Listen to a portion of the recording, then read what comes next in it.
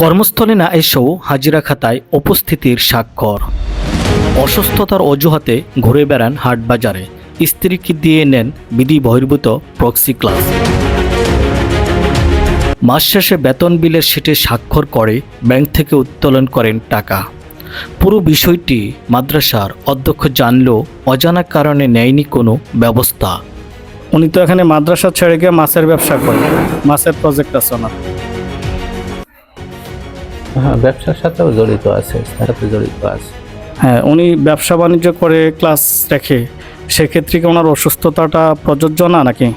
না, যখন অসুস্থতার কারণে হয়তো তার ওই কর্মচারী প্রতিনিধি দিয়ে কাজ করে।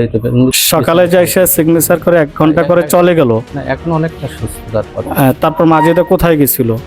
এই যে এখন সুস্থর কথা বললেন, সকালে 1 ঘন্টা করার পরে উনি বাকি 4 ঘন্টা কোথায়? 4 ঘন্টা আমাকে বলে যায় নাই, তবে ওই অসুস্থতা হিসাবে যখন ওনার স্ত্রীকে মাঝে মধ্যে একটু সুযোগ দিয়েছিল, উনি যাওয়ার সময় আমার বলে যায় নাই যে হুজুর আমি যাইতেছি, তবে ডাকলে এখন জানতে পারবো যে কোথায় গেছিল। আমার সাথে আলাপ না করেই গেছে। তাহলে আপনি কি দায়িত্বে এখানে অবহেলা করেছেন বলে মনে হয়? সেটা আইনগতভাবে তো ত্রুটিপূর্ণ, অস্বীকার করা যায় না। মাদ্রাসার যে ম্যানুয়াল বা নীতিমালা আছে, সেই নীতিমালার ক্ষেত্রে ত্রুটিপূর্ণ, এটা স্বীকার করি। বছরের পর বছর এমন অনিয়মের ঘটনা ঘটেছে কুমিল্লার মুরাদনগর উপজেলার আকব্বর মোহাম্মদিয়া আলিম মাদ্রাসায়।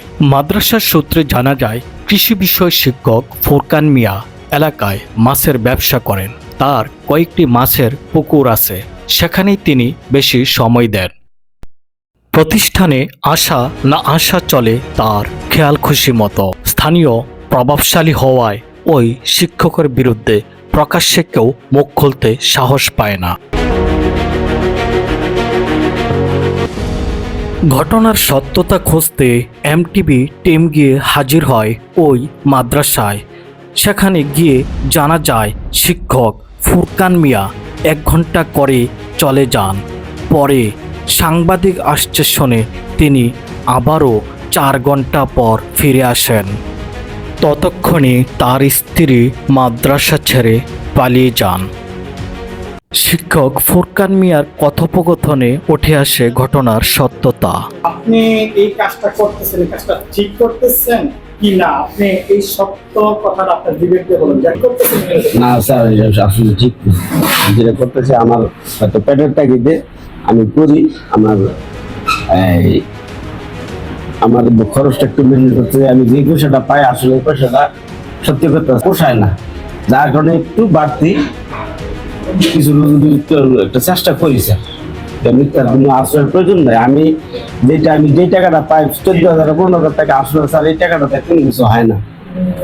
আমরা একটা শিক্ষকতা করে আমরা ছেলে মেয়ে আপনার ভেতর অন্য 10 জনের মতো চলতে পারে না, একটা শিক্ষকের ছেলে। এই কথাটা কইলেই আমার খরচটা মোটামুটি একটু বাইরে জায়গা। টুকটাক 1-2টা পুকুর করি স্যার, নিজের হয়ে গেছি। জি 2টা পুকুর করি স্যার। সত্যি মনে করো আল্লাহর ওলি আমার একটা অভিশাপ দিছে, বললো দিছে যে তুমি এটার মধ্যে থাকি তোমার জীবন শেষ হইবে, তুমি কোনো যায় মনে হয় আর কি আমার। নইলে আমি অতবার চেষ্টা করে আমি যাইতাম না। কি লিখি আমি 3বার স্টেপ নিচ্ছি, আমি রিজাইন দিয়ে চলে যাই, কিন্তু আমি যাইতে পারি না। আমার কমিটির তারা প্লাস আরো মিললে না তাহলে চলতারি না, বাঁচতারি না, পাশাপাশি কিছু করো।